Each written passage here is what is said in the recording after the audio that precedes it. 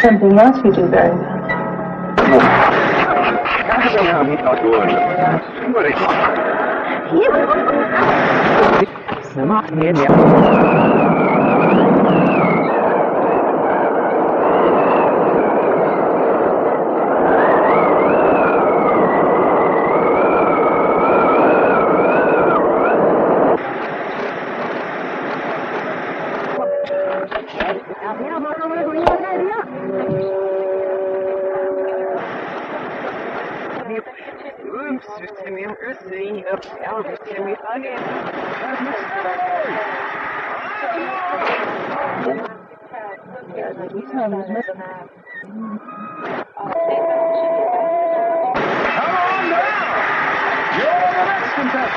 May not be Mr. Right, but he is certainly Mr. Smooth.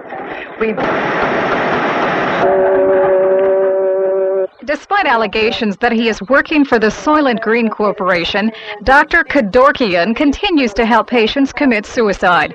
A spokesperson for Dr. Kevorkian stated today, and I quote, "The public will get the information we feed them, and that is all," unquote. Turning to other news, Justin Switz now joins us with part 3 of his 5-part series on dead people who have been exploited after their death. Justin? Thanks, Joan. In 1968, one of the greatest film talents committed suicide and was placed in an urn, never to produce another film. Kelvin left behind a legacy of films that are currently taking the world by storm. or Dyke as his friends knew him, was a quiet man with just one passion, the cinema. Kelvin Dyke's death was as much a product of society as the decline of the golden age of the cinema. Dyke was engulfed in his work, constantly striving for something new, original, and groundbreaking. However, the public he tried so desperately to reach drastically changed and rejected his efforts entirely. Although the cinema has remained in a smaller strip mall version of the past, Dyke could not watch his life work rejected and abandoned. Some say Dyke took the easy, fast, and convenient way out by committing suicide, but the events leading up to his suicide are still shrouded in mystery, and no conclusive explanation has yet been brought forth to the public. We may never know exactly why or how Kelvin Dyke committed suicide, but some say it's better to burn brightly than to softly glimmer in the distance.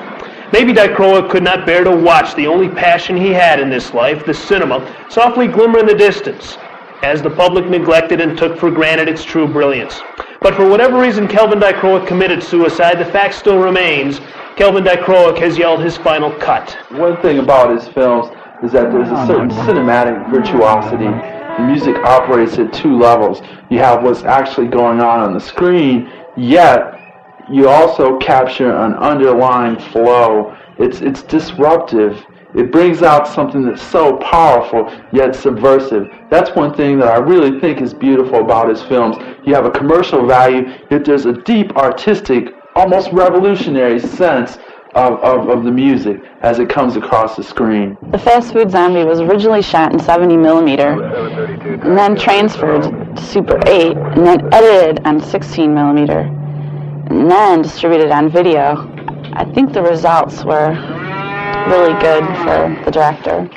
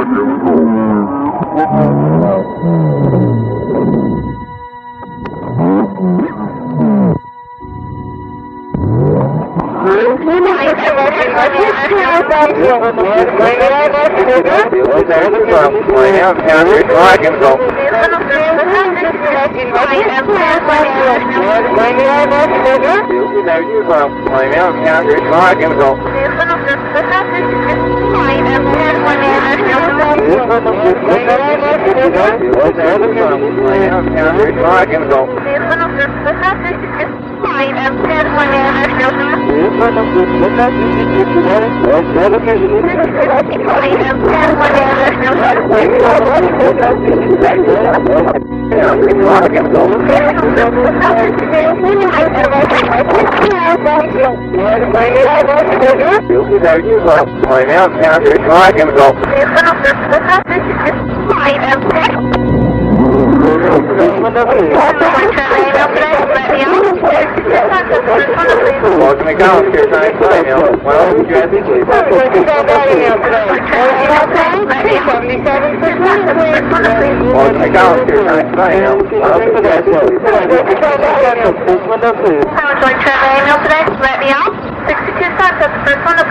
to Collins here, trying to buy email. 103, you have these? Welcome to Collins here, trying to buy email. 103.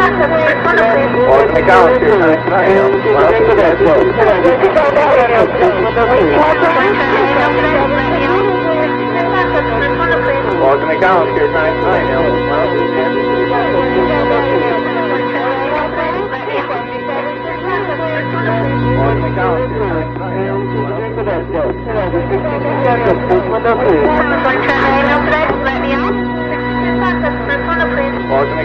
After limited success with the fast food zombie, Kelvin departed from film work for a while and took a job at a television station.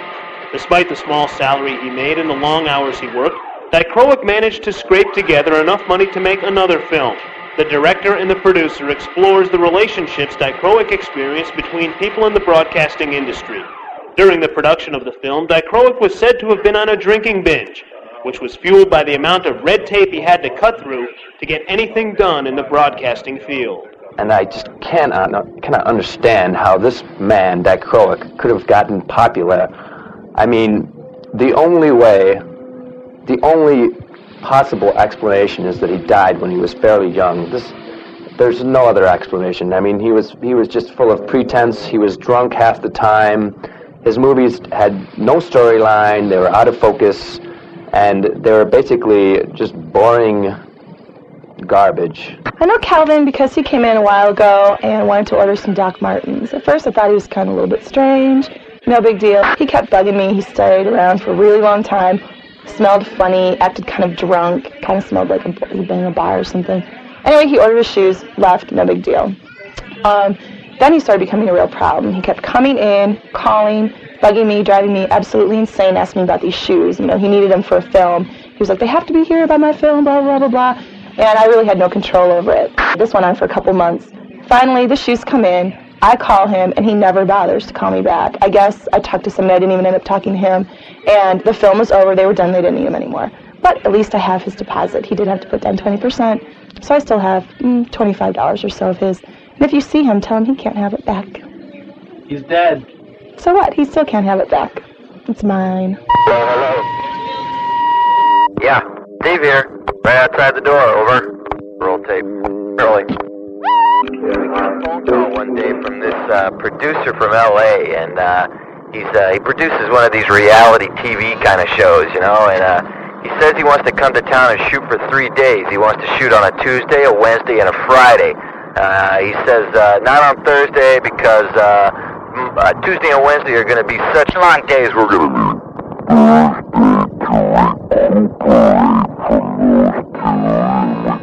well rested from Friday. We say, yeah, right. So anyway, the days begin.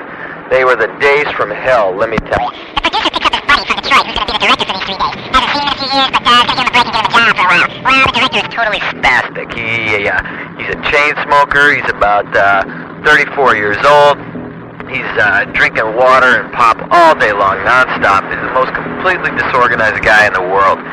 He's got us running in 18 million directions. He has never heard of shooting things out of order for simplicity purposes with the crew. He's got us going everywhere in all directions all at the same time. Well, his buddy, the producer, is starting to realize maybe he's gotten himself into trouble. The day's going long. The producer is always barking things like, come on. We gotta shoot this thing, what are we waiting for? Let's shoot this thing. Something has happened here. We understand there has been a shooting. The presidential car coming up now. We know it's the presidential car. You can see this is... Well, so after the first 2 days are done, both of them like 18-hour days, the producer feels like, well, he's gonna go back to L.A. and he's gonna let the director work with himself on Friday. Well, the producer gets to the Detroit airport on Thursday. His beeper goes off. It's his executive producer in L.A., and that guy tells him, getting back to Lansing, Don't let that guy out of your sight. He doesn't know what he's doing. He's going over budget. He's driving us crazy here. So, he comes back. We spend the last 18-hour day in Lansing on Friday. I'm telling you, they were the 3 days from hell.